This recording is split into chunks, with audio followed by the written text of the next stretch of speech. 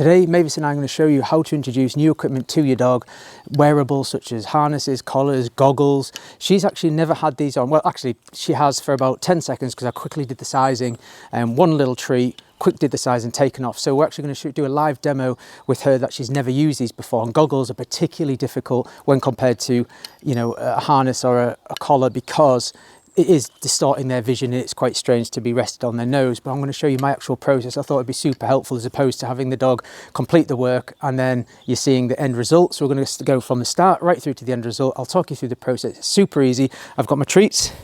And the reason I'm using food-based treats is because I want her stimulus level to be low. I don't want high arousal. I want her to be calm. I want to be able to give her food in a nice, relaxed way and reward her. Obviously, toys and such is going to throw her stimulus through the roof, which we definitely don't want for something like this. Dead easy. I'm going to show you in 2 minutes. Let's get started.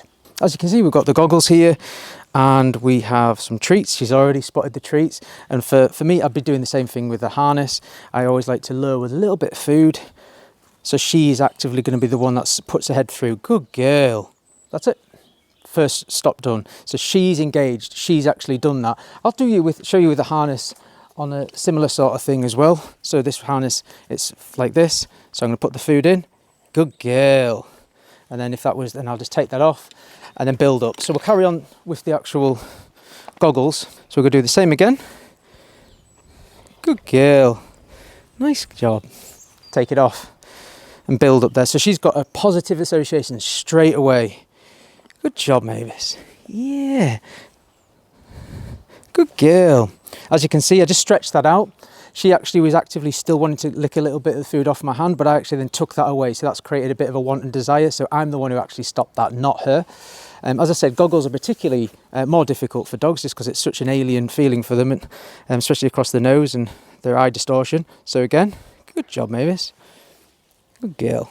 So she's clearly not having any issues there. So I'm just going to give her a little bit more food. The only reason I'm holding her chin there is just because I'm not strapping her in just yet. Good job. So I don't want them to fall off. I will click her in now. You're enjoying this, aren't you? Yeah. Good job. Good job, Mavis.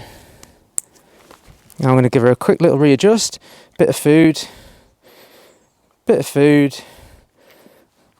Take it off. Now, if your dog, if that's too much of a step, if that's like their comfort zone level is getting past there, what I would do is just stop it there and just build it up. Because she's happy to go on, I'll go on.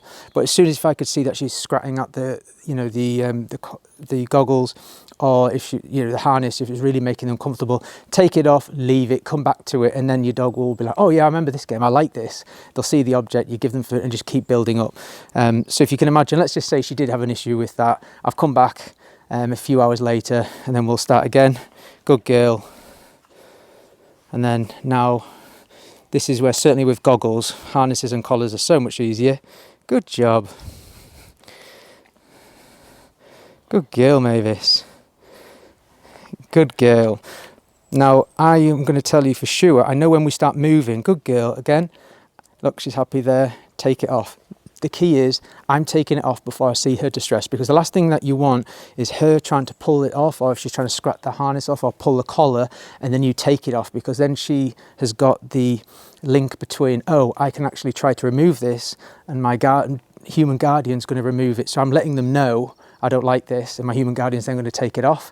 So I don't want that association. So that's why I'm in control. And when she's in a happy place, I want to remove that, and it also creates a bit more of a desire. I'll show you that when we're going to do some pet dryer stuff. That she hated the pet dryer, she couldn't stand going near it, and I did these sort of techniques with that, a bit of a twist with it, but I'll show you that because it looks like nail clipping and pet dryers. A lot of the dogs don't like that, but I'll show you how now she runs towards the pet dryer because she wants it. But again, okay, let's go.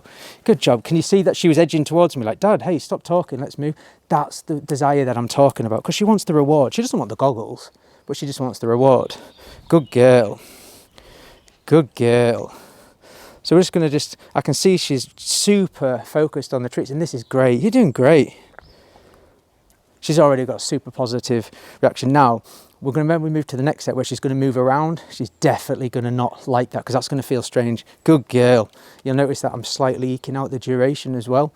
But she's going to want to scrap because they're going to put pressure on her nose. That's going to put pressure on her face. It's going to distort. The sun's going to go through the goggles, and she's going to try it, so I'll show you how I work around that. Good job, Mavis. Right, we'll move to the next stage of the training, but let me say, everything that you've seen up until this point could easily be broken down to 4, 5, 6 sessions, 10 sessions. It doesn't matter. The key is, the most fundamental part that I'd love you to take away from this training is patience and take your time. Because as soon as you push it too quick, your dog's going to have a negative association and you're going to go back several steps. So just take your time. The only reason that we're going forward with Mavis, because clearly she's happy for the work, she's happy to go forward with the goggles, and if there's a point where I can clearly see it's causing some distress or she's not liking that, I'll end it on a positive. We'll shelve that, might be till tomorrow, and then we'll come back to it. So you've just got to read your dog, and the key with all dog training, and I've been guilty of it myself many a time, is patience. Right, let's go to the next stage, and I would imagine she's probably going to paw. She's probably going to move slower as well once these goggles are on. I'll explain that as we go. Okay, good girl.